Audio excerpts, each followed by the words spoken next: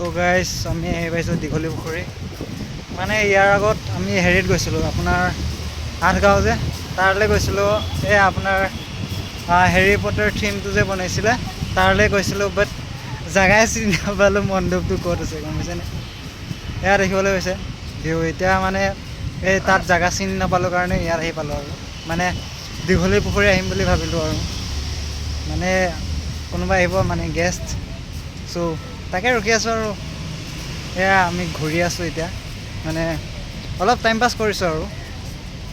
দেখিবলৈ হৈছে ভিউ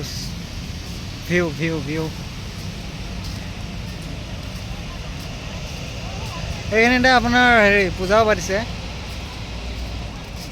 মানে দুৰ্গা পূজা আৰু তো